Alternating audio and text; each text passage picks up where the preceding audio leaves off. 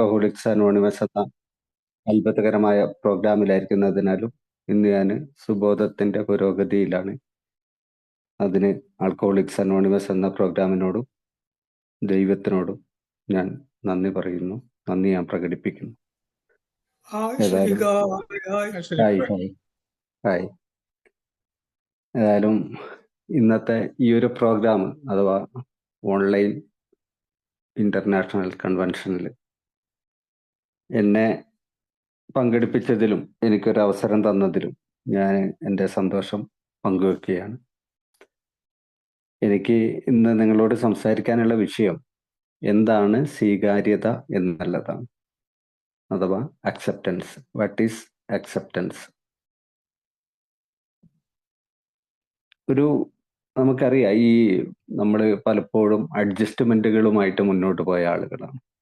കുടുംബത്തിലായാലും സമൂഹത്തിലായാലും മറ്റേതൊരു സംഗതിയിലും അഡ്ജസ്റ്റ് ചെയ്തുകൊണ്ടാണ് നമ്മൾ മുന്നോട്ട് പോയിരുന്നത്. നമുക്ക് ഇഷ്ടപ്പെടാത്ത കുറേയേറെ കാര്യങ്ങൾ അവിടെ സംഭവിക്കുന്നു. സാഹചര്യത്തിന്റെ സമ്മർദ്ദം കാരണം നമ്മൾ അതിന് നിന്ന് കൊടുക്കേണ്ടി വരുന്നു. അപ്പോഴും നമ്മൾ ചെയ്തുകൊണ്ടിരിക്കുന്ന ഒരു കാര്യമുണ്ട്, നമ്മളൊരു കീഴടങ്ങലാണ് അവിടെ ചെയ്തുകൊണ്ടിരുന്നത്. എന്നാലും അത് നമുക്കെന്തോ അസ്വസ്ഥതകൾ സൃഷ്ടിപ്പിച്ചു. നമുക്കെന്തോ ഒരു മുറിവേൽപ്പിക്കലുകൾ ഉണ്ടായി, അപമാനിക്കലുകൾ ഉണ്ടായി.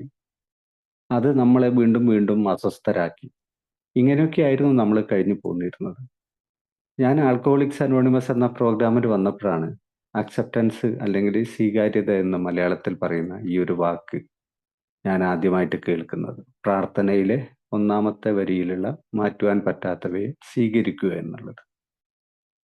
ഞാൻ ആദ്യമൊക്കെ ചെയ്തുകൊണ്ടിരുന്ന ഒരു കാര്യം, ഇതെന്താ മാറ്റുവാൻ പറ്റാത്തവയെ സ്വീകരിക്കുകയല്ലല്ലോ വേണ്ടത്. മാറ്റുവാൻ പറ്റാത്തവയെ കാര്യങ്ങളെ സമ്മർദ്ദത്തിന്റെ ഇതുകൊണ്ട് ഞാൻ മാറ്റിയെടുക്കുകയല്ലേ വേണ്ടത്. അതായിരുന്നു ഞാൻ കുടിച്ചുകൊണ്ടിരുന്നപ്പോഴൊക്കെ ചെയ്തിരുന്നത്. എൻ്റെ കുടിയെ എനിക്ക് മാറ്റാൻ വേണ്ടി കഴിഞ്ഞില്ല. ഞാൻ എൻ്റെ പരീക്ഷണങ്ങൾ പല രീതിയിലും ഞാൻ തുടർന്ന് പോന്നിരുന്നു. മരുന്ന് കുടിച്ചിട്ടോ അല്ലെങ്കിൽ മന്ത്രവാദം ചെയ്തിട്ടോ അല്ലെങ്കിൽ വിട്ടു നിന്നിട്ടോ ഒക്കെ ആയിട്ട്. പക്ഷെ ഈ ഒക്കെ എനിക്ക് അതുമായിട്ട് ഞാൻ പോരാട്ടം തുടർന്നു കൊണ്ടേയിരിക്കുകയായിരുന്നു ചെയ്തത്. എയിൽ വന്നപ്പോഴാണ് എയിലുള്ള ആ പ്രാർത്ഥനയിൽ ഉള്ള കാര്യത്തിൽ നിന്ന് എനിക്ക് മനസ്സിലായത്, എൻ്റെ മദ്യാസക്തി എന്ന് പറയുന്ന രോഗത്തെ എനിക്ക് മാറ്റാൻ വേണ്ടി കഴിയുന്നതല്ല. അപ്പം ഞാൻ അതിനെ അങ്ങ് സ്വീകരിക്കുകയാണ് വേണ്ടത് എന്നുള്ളത് ഞാൻ മനസ്സിലാക്കിയത്. അപ്പം അഡ്ജസ്റ്റ്മെന്റുകളോ അല്ലെങ്കിൽ അംഗീകരിക്കലുകളോ അല്ല സ്വീകാര്യത എന്നുള്ളതാണ് എന്നെ പഠിപ്പിച്ചത്. സ്വീകാര്യത എന്നാൽ ഒരു സാഹചര്യത്തിന്റെ വസ്തുതകൾ, ആ സാഹചര്യം എന്തുമായിക്കൊള്ളട്ടെ, എൻ്റെ നിയന്ത്രണത്തിൽ പെടാത്തതാണെങ്കിൽ അത് മറ്റു വ്യക്തികളായിക്കൊള്ളാം, അല്ലെങ്കിൽ സ്ഥലങ്ങളായിക്കൊള്ളാം, അല്ലെങ്കിൽ കാലാവസ്ഥയായിക്കൊള്ളാം, അല്ലെങ്കിൽ രോഗങ്ങൾ, അല്ലെങ്കിൽ മരണങ്ങൾ, ഇത്തരം ഏതൊരു സാഹചര്യത്തിന്റെ വസ്തുതകളും പൂർണ്ണമായിട്ട് ഞാൻ അംഗീകരിക്കണം. അത് എങ്ങനെ ആയിരിക്കരുത്, അല്ലെങ്കിൽ അങ്ങനെയേ ആകാവൂ എന്ന് തീരുമാനിക്കാതിരിക്കുകയും ചെയ്യുക എന്നതാണ് സ്വീകാര്യത എന്നുള്ളത്. അഥവാ എൻ്റെ നിയന്ത്രണത്തിൽ പെടാത്ത പല കാര്യങ്ങൾ, നേരത്തെ പറഞ്ഞതുപോലെ വ്യക്തികളാണ്, കാലാവസ്ഥകളാണ്, സാഹചര്യങ്ങളാണ്, ഇനി പിന്നെ രോഗങ്ങൾ, മരണങ്ങൾ, ഇങ്ങനെയുള്ള എൻ്റെ നിയന്ത്രണത്തിൽ പെടാത്ത പല കാര്യങ്ങളെയും ഞാൻ ചെയ്തുകൊണ്ടിരുന്നത് എന്താന്ന് വെച്ച് കഴിഞ്ഞാൽ, ഇതെല്ലാം എൻ്റെ വരുതിയിൽ വരണം. അത് വീട്ടിലായിക്കൊള്ളട്ടെ, സമൂഹത്തിലായിക്കൊള്ളട്ടെ, ജോലി സ്ഥലത്തായിക്കൊള്ളട്ടെ, ഇനി ഒരു കല്യാണ വീടായിക്കൊള്ളട്ടെ, ഇനി ഏതെങ്കിലും ഒരു ക്ലബിന്റെ മീറ്റിങ്ങുകളായിക്കൊള്ളട്ടെ, ഇവിടെയൊക്കെ ഞാൻ എടുത്തിരുന്ന നിലപാട് ഇതാണ്. എൻ്റെ ഇഷ്ടത്തിനനുസരിച്ചായിരിക്കണം അവിടെയൊക്കെ നടക്കേണ്ടത്. അതിനെന്തെങ്കിലും വിരുദ്ധമായത് അവിടെ സംഭവിച്ചാൽ ഞാൻ അവിടെ നിന്ന് വാക്കൗട്ടടിക്കും.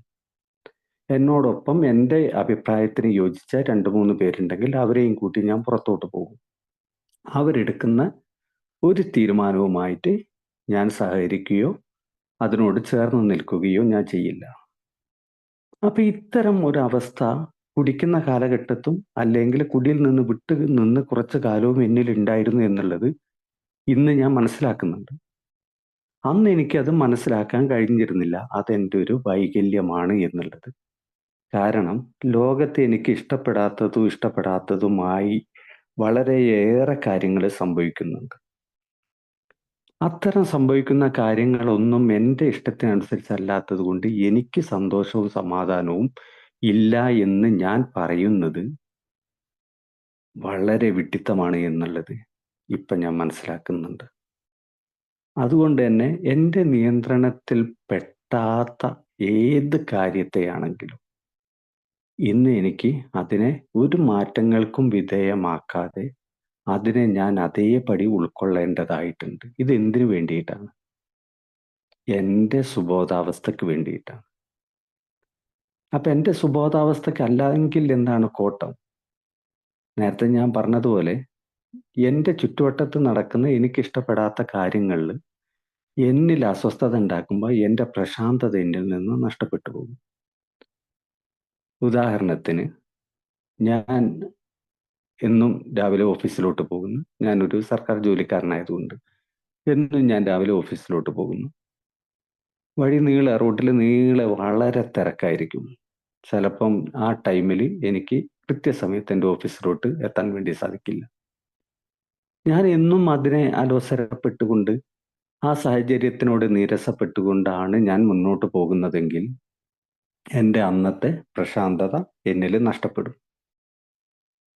അത് എൻ്റെ ജോലിയെ ബാധിക്കും. ഞാൻ ജോലി സ്ഥലത്തുള്ള സഹപ്രവർത്തകരോട് അതിൻ്റെ ഒരു മുഷിപ്പ്, എന്നിലുള്ള ഒരു പ്രസന്നത നഷ്ടപ്പെടുകയും പ്രശാന്തത നഷ്ടപ്പെടുകയൊക്കെ ചെയ്യുമ്പോൾ അവർക്കത് മനസ്സിലാകും. ഇതുപോലെയാണ് പല സാഹചര്യങ്ങളിലൂടെയും ഞാൻ കടന്നു പോകുന്നത്. പക്ഷേ ഞാൻ ചെയ്യേണ്ടതായിട്ടുള്ള ഒരു കാര്യം അതിലുണ്ട്. അത്തരം 1, 2, 3 കുറച്ച് ദിവസങ്ങൾ ഞാൻ അസ്വസ്ഥതയിൽ ആകുമ്പോൾ ഞാൻ മനസ്സിലാക്കുന്ന ഒരു കാര്യമുണ്ട്. ഇതിനെ എൻ്റെ മനോഭാവത്തിൽ ഒരു മാറ്റം വരുത്തുകയാണെങ്കിൽ, ആ തിരക്കുകളിൽ നിന്ന് മാറി മറ്റൊരു റൂട്ട് ഞാൻ കണ്ടുപിടിക്കുകയും അതിലൂടെ യാത്ര ചെയ്യുകയും ചെയ്യുകയാണെങ്കിൽ ആ സമയം എനിക്ക് ലാഭിക്കാം. എൻ്റെ പ്രശാന്തത എന്നിൽ നിന്ന് നഷ്ടപ്പെടില്ല. എൻ്റെ ജോലി സ്ഥലത്ത് എനിക്ക് വളരെ നല്ല രീതിയിൽ, സാധാരണ രീതിയിൽ എൻ്റെ സഹപ്രവർത്തകരുമായിട്ട് എനിക്ക് യോജിച്ച് പോകാൻ വേണ്ടി സാധിക്കും. ഇതിന് ഞാൻ തയ്യാറാവുക എന്നുള്ളതാണ്, അതിനു വേണ്ടിയാണ് ആൾക്കോളിസ് എന്നെ പരിശീലിപ്പിക്കുന്നത്.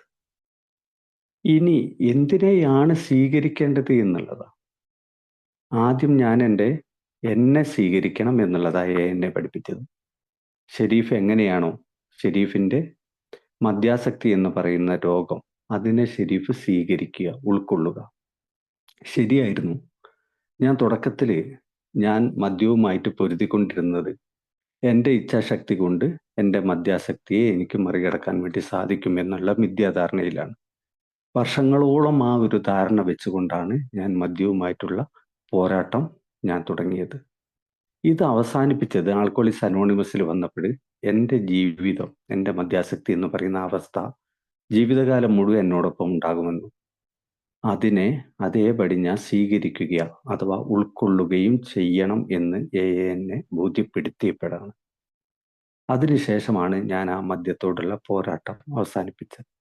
മറ്റൊന്ന്, ജീവിതകാലത്ത്, ആ മദ്യപാന ജീവിത കാലഘട്ടത്ത് എന്നിൽ സംഭവിച്ചിരുന്ന ആ ഭൂതകാലത്തെ ഞാൻ അതേപടി സ്വീകരിക്കണം. അവിടെ ചിലപ്പം ധനപരമായ നഷ്ടങ്ങൾ എനിക്കുണ്ടായിരിക്കാം, സമയപരമായിട്ടുള്ള നഷ്ടങ്ങൾ എനിക്കുണ്ടായിരിക്കാം, എനിക്ക് കരിയറിൽ, എൻ്റെ ജീവിതത്തിൽ പല നഷ്ടങ്ങളും ചിലപ്പോൾ വന്നിരിക്കാം, എൻ്റെ ദാമ്പത്യ ജീവിതത്തിൽ ചില പ്രശ്നങ്ങൾ എൻ്റെ ജീവിതത്തിൽ ഉണ്ടായിരിക്കാം. ഇതിനെയൊക്കെ ഞാൻ അതേപടി ഞാൻ സ്വീകരിക്കണം. അല്ലാതെ എപ്പോഴും ഞാൻ ആ പ്രശ്നങ്ങളിലോട്ട് നോക്കിയിരുന്നു കൊണ്ട്, അഥവാ ഒരു മാലിന്യ കൂമ്പാരത്തിലോട്ട് ഞാൻ അധിക കാലം നോക്കിയിരിക്കുകയോ, അധിക സമയം ഇല്ല എന്നുള്ളത് പോലെ തന്നെ ഞാൻ ഇത്തരം പ്രശ്നങ്ങളിലേക്ക് നോക്കിയിരിക്കുകയും അതിൻ്റെ മുറിപ്പാടുകളിൽ വീണ്ടും വീണ്ടും വിരലോടിച്ചുകൊണ്ട് അതൊരു പുണ്ണാക്കി മാറ്റുകയും ചെയ്യാതെ എനിക്ക് അതിൽ നിന്ന് എന്തെങ്കിലും പാഠം ഉൾക്കൊള്ളാനുണ്ടോ, ആ പാഠം ഉൾക്കൊള്ളുകയും വരുംകാല ജീവിതത്തിലേക്ക് അത് പ്രയോജനകരമാക്കി മാറ്റുകയും ചെയ്യുക എന്നുള്ളത് മാത്രമേ എനിക്ക് എൻ്റെ ഭൂതകാലത്തോട് എനിക്ക് ചെയ്യാനുള്ളൂ. അത് ഞാൻ സ്വീകരിക്കുമ്പോൾ മാത്രമാണ് പറ്റുന്നത്. അല്ലാത്തിടത്തോളം കാലം ഞാൻ അതിനെ സ്വീകരിക്കുന്നില്ലെങ്കിൽ എൻ്റെ കഴിഞ്ഞകാല ജീവിതത്തിൽ ഉണ്ടായ നഷ്ടത്തിൻ്റെ പേര് പറഞ്ഞുകൊണ്ട് നഷ്ടപ്പെടുത്തിയ ജീവിതത്തിൻ്റെ കാര്യങ്ങളെ ഓർത്ത് നിരാശപ്പെടുത്തിക്കൊണ്ട് ഇന്നത്തെ ഒരു ദിവസത്തിൻ്റെ സുന്ദരമായ അവസ്ഥയെ, പ്രശാന്തതയെ ഞാൻ നശിപ്പിച്ചു പോകും. അത് ഞാൻ അതേപടി ആ ഒരു കാലഘട്ടത്തെ ഞാൻ സ്വീകരിക്കുന്നു. അങ്ങനെ സ്വീകരിക്കുമ്പോഴാണ് എനിക്ക് മുൻകാല ജീവിതത്തിലേക്ക് എന്തെങ്കിലും അതിൽ നിന്ന് പഠിച്ചത് ഉപകാരപ്പെടുമോ എന്ന് ഞാൻ നോക്കുന്നത്. മറ്റൊന്ന്, ഇത് എപ്പോഴും ഇന്നിപ്പോൾ ഒരു കാര്യത്തെ ഞാൻ സ്വീകരിച്ചു, ഞാൻ അതിനെ ഉൾക്കൊണ്ടു, എൻ്റെ ഓഫീസിലുണ്ടാകുന്ന ഒരു അവസ്ഥയെന്ന് എനിക്ക് കരുതുക. ഞാൻ അതിനെ സ്വീകരിക്കുന്നു, ഞാൻ അതിനെ ഉൾക്കൊള്ളുന്നു, എൻ്റെ മനോഭാവത്തിൽ ഒരു മാറ്റം ഞാൻ വരുത്തുന്നു. അഥവാ എൻ്റെ ജോലിസ്ഥലത്തുള്ള മേലധികാരി, അയാൾ എനിക്ക് വല്ലാത്തൊരു രീതിയിൽ എന്നെ സമ്മർദ്ദത്തിലാക്കുകയും ജോലിഭാരം എനിക്ക് തരികയും ചെയ്യുന്നു. അപ്പം ഞാൻ എന്നും അതുമായിട്ട് മല്ലടിച്ച് പോരാടി, അല്ലെങ്കിൽ അദ്ദേഹത്തിൻ്റെ കാര്യങ്ങൾ മറ്റുള്ളവരെടുത്ത് പറഞ്ഞ് എന്നും വേണ്ടില്ലായിരുന്നു, എനിക്ക് ഈ ജോലി വേണ്ടില്ലായിരുന്നു, ഇങ്ങനെയുള്ള ഒരു അവസ്ഥയിലാണ് പോകുന്നതിന് പകരം എനിക്ക് അദ്ദേഹത്തിനോട് നേരിട്ട് പറയാം, സാർ ഞാൻ ഇത്രയേറെ സമ്മർദ്ദം അനുഭവിക്കുന്നുണ്ട് സാറിനെ കൊണ്ട്, അതുകൊണ്ട് ഒന്ന് കുറച്ച് തരണം. ഇനി അദ്ദേഹം അത് കുറച്ച് തരുന്നില്ലെങ്കിലോ, ഞാൻ അവിടുന്ന് ഒരു ട്രാൻസ്ഫറിന് ഞാൻ ആപ്ലിക്കേഷൻ കൊടുക്കും. അദ്ദേഹത്തിൻ്റെ കീഴിലുള്ള ജോലിയിൽ നിന്ന് എനിക്ക് മാറി മറ്റൊരു സ്ഥലത്ത് എനിക്ക് സുന്ദരമായിട്ട് ജോലി ചെയ്യാനുള്ള ഒരു അവസ്ഥ ഞാൻ സൃഷ്ടിച്ചെടുത്ത് ഞാൻ അവിടെ സുന്ദരമായിട്ട് എൻ്റെ പ്രശാന്തത നഷ്ടപ്പെടുത്താതെ ഞാൻ ജോലി ചെയ്യും. ഇനി ഇതുപോലെ തന്നെയുള്ള മറ്റേതൊരു പ്രവൃത്തിയിലായാലും, ഒരു കോൺക്രീറ്റ് പണിക്കാരനോ അങ്ങനത്തെ ഒരാളാകുമ്പോൾ അയാൾ സ്വാഭാവികമായിട്ടും ഒരു കോൺട്രാക്ടറുടെ കീഴിൽ ജോലി എടുക്കാൻ അദ്ദേഹത്തിന് ഇഷ്ടപ്പെടുന്നില്ല എങ്കിൽ അയാൾ അദ്ദേഹത്തിൻ്റെ അടുത്തുനിന്ന് ജോലി മാറ്റി വേറൊരാളെ കീഴിൽ ജോലി എടുക്കും. സ്വാഭാവികമായിട്ട് സംഭവിക്കുന്നതാണ്. പക്ഷെ എന്നെ സംബന്ധിച്ച തുടക്കകാലങ്ങളിൽ അല്ലെങ്കിൽ മദ്യപാന കാലഘട്ടത്ത് അങ്ങനെയല്ലായിരുന്നു. ഞാൻ ആ കുറ്റം പറഞ്ഞുകൊണ്ട് അതിനെ മായിട്ടുള്ള ഒരു പോരാട്ടം നടത്തി ഒന്നില്ലെങ്കിൽ ഞാൻ ജോലിക്ക് ഹാജരാകാതെ ഇരിക്കുന്നു, അതിൻ്റെ എല്ലാ ഭവിഷ്യത്തുകളും ഞാൻ തന്നെ അനുഭവിക്കുന്നു. ഇങ്ങനെയുള്ള ഒരു അവസ്ഥയിലായിരുന്നു കടന്നു പോരുന്നത്. ഇന്ന് എനിക്ക് മാറ്റാൻ പറ്റാത്ത കാര്യങ്ങളെ അതേപടി ഞാൻ സ്വീകരിക്കുകയും മാറ്റുവാൻ പറ്റുന്ന കാര്യങ്ങളെ മാറ്റുവാനുള്ള ശ്രമം, അത് ഞാനാണ് ആ മാറ്റാൻ പറ്റുന്ന ഒരേ ഒരു വ്യക്തി എന്നുള്ളത് എനിക്കറിയാം. എൻ്റെ മനോഭാവത്തിൽ ഒരു മാറ്റം വരുത്തുകയാണെങ്കിൽ, മറ്റാരും മാറിയിട്ടില്ലെങ്കിലും ആ മാറ്റം മാറിയിട്ടില്ല എന്ന് കുറ്റപ്പെടുത്തുകയോ അല്ലെങ്കിൽ അതിൽ വിഷമിച്ചിരിക്കുകയോ അതിൽ ഞാൻ ജോലിക്ക് ഹാജരാകാതിരിക്കുകയോ ഒക്കെ ചെയ്തു കഴിഞ്ഞാൽ അതിൻ്റെ എല്ലാ നഷ്ടങ്ങളും എനിക്കാണ് എന്നുള്ളൊരു ബോധ്യം ഇന്ന് എനിക്കുണ്ട്. അതുപോലെ തന്നെയാണ് ഇന്ന് ചിലപ്പം ഞാൻ സ്വീകരിക്കുന്ന ചില പ്രവൃത്തികളെ അല്ലെങ്കിൽ ചില സാഹചര്യങ്ങളെ ഒരുപക്ഷെ എനിക്ക് നാളെ മാറ്റേണ്ടതായിട്ടുള്ള അവസ്ഥ ഉണ്ടാകാം. മാറ്റുവാൻ പറ്റുന്നവയാണ് മാറ്റേണ്ടത്. പക്ഷേ ഇന്ന് എനിക്ക് സ്വീകരിക്കേണ്ടുന്ന, ഉൾക്കൊള്ളേണ്ടുന്ന എല്ലാ കുറ്റങ്ങളെയും കുറവുകളെയും ഉൾക്കൊള്ളുന്ന ഒരു സാഹചര്യത്തെ ഒരുപക്ഷെ എനിക്ക് നാളെ മാറ്റുന്ന ഒരു രീതിയിലേക്ക് ഞാൻ എത്തിപ്പെടാൻ സാധ്യതയുണ്ടെങ്കിൽ അതിനെ ഞാൻ അപ്പോൾ മാറ്റേണ്ടതായിട്ടുണ്ട് എന്നുള്ളതും എന്നെ പഠിപ്പിക്കുന്നു. എൻ്റെ ജീവിതത്തിൽ, എൻ്റെ ഓഫീസ് ജീവിതത്തിൽ ഒരുപക്ഷെ ഒരു സൂപ്പർവൈസർ തസ്തിക എന്നെ ബുദ്ധിമുട്ടിലാക്കുന്നുണ്ടെങ്കിൽ, അയാൾ എന്നെ സൂപ്പർവൈസ് ചെയ്യുമ്പോൾ ആ ഒരു തസ്തിക മൂലം ഞാൻ ബുദ്ധിമുട്ടിലാകുന്നുണ്ടെങ്കിൽ, അയാൾ എന്നിൽ സമ്മർദ്ദം ചെലുത്തുന്നുണ്ടെങ്കിൽ, എന്നെ ബുദ്ധിമുട്ടിലാക്കുന്നുണ്ടെങ്കിൽ അയാളെ ഞാൻ അതേപടി ഉൾക്കൊള്ളുന്നു. അത് അയാൾ എടുക്കുന്ന ജോലിയാണ്. അദ്ദേഹത്തിൻ്റെ സൂപ്പർവൈസർ തസ്തികയിൽ അയാൾ ചെയ്യേണ്ടുന്നൊരു ജോലിയാണ്. അതിനെ ഞാൻ ഉൾക്കൊള്ളുന്നു. ഞാൻ അതിനോടൊപ്പം ചേർന്ന് നിൽക്കുന്നു. അയാളുടെ ചില നിയന്ത്രണത്തിന് ഞാൻ നിന്നുകൊടുക്കുന്നു. നാളെ ഞാൻ ചിലപ്പോൾ ആ ഒരു സൂപ്പർവൈസർ തസ്തികയിലേക്ക് എനിക്ക് പ്രൊമോഷൻ കിട്ടിച്ചെന്നാൽ ഞാൻ എൻ്റെ കീഴ് ജീവനക്കാരെ ചിലപ്പോൾ നിയന്ത്രിക്കേണ്ടതായിട്ട് വരും. അപ്പോൾ ഇവിടെയാണ് എൻ്റെ നിയന്ത്രണത്തിൽ പെടുന്നതേത്, എൻ്റെ നിയന്ത്രണത്തിൽ പെടാത്തതേത് എന്നുള്ളതിന് എനിക്കൊരു വിവേകം തരണമേ എന്ന് ദൈവത്തോട് പ്രാർത്ഥിക്കുന്നു. ഈ വിവേകം അല്ലെങ്കിൽ ജ്ഞാനം, വിസ്ഡം എന്ന് പറയുന്നതിനെ ഒന്നുകൂടി നമ്മൾക്ക് നോക്കുകയാണെങ്കിൽ ജ്ഞാനം എന്നൊക്കെ കാണാം. ഈ ജ്ഞാനം എന്നൊക്കെയുള്ളത് നമുക്കൊരു പ്രശാന്തതയിലൂടെ നമുക്ക് ലഭിക്കുന്നതാണ്. ഒരു പ്രാക്ടീസിലൂടെ എന്നൊക്കെ പറയുന്നതിനേക്കാൾ നല്ലത് ഒരു സുബോധത്തിന്റെ അല്ലെങ്കിൽ ഒരു പ്രശാന്തതയുടെ അല്ലെങ്കിൽ ഒരു ദൈവാനുഗ്രഹത്തിലൂടെ പ്രശാന്തത തരുന്നത് ദൈവമാണ്. ആ ഒരു ദൈവാനുഗ്രഹത്തിലൂടെ നമുക്ക് ലഭിക്കുന്നതാണ് എൻ്റെ ജീവിതത്തിൽ എനിക്ക് മാറ്റുവാൻ പറ്റാത്തതേത്, മാറ്റുവാൻ പറ്റുന്നതേത്. ഇതിനെ രണ്ടും തിരിച്ചറിയാനുള്ള ഒരു ജ്ഞാനം, ഇതൊക്കെ ആ ദൈവം, ആ ഒരു ഹൈ പവർ എൻ്റെ ജീവിതത്തിലേക്ക് ഞാൻ തരുന്നതാണ്. എങ്ങനെയാണ് അത് എൻ്റെ ജീവിതത്തിൽ ഉണ്ടാവുക? ഞാൻ കരുതിയിരുന്നത് ദൈവം എനിക്കിതെല്ലാം വാരിക്കോരി തരും, അതുമൂലം എനിക്ക് മാറ്റുവാൻ പറ്റാത്തവയെ സ്വീകരിക്കാൻ വേണ്ടിയിട്ടുള്ള ഒരു ശക്തി ഉണ്ടാകും, മാറ്റുവാൻ പറ്റുന്നവയെ എനിക്ക് മാറ്റാൻ പറ്റും. പക്ഷേ ഇതിനൊക്കെ ഞാൻ സന്നദ്ധനായെങ്കിൽ മാത്രമേ നടക്കൂ എന്നുള്ളത് ആൽക്കോളിക്സ് അനോണിമസിലൂടെയുള്ള ദീർഘകാലത്തെ പരിചയം കൊണ്ട്, ദീർഘകാലം എന്ന് പറഞ്ഞാൽ ഏകദേശം ഒരു 23 വർഷമായിട്ടുള്ള ഒരു പരിചയത്തിൽ 10 വർഷക്കാലം ഞാൻ മനസ്സിലാക്കിയ ഒരു കാര്യമാണത്. ഞാൻ സന്നദ്ധനായാൽ, ഞാൻ പ്രവർത്തിക്കാതിരുന്നാൽ ഈ ഒരു കാര്യവും എൻ്റെ ജീവിതത്തിൽ നടക്കില്ല. ഞാൻ അക്ഷമനാകും.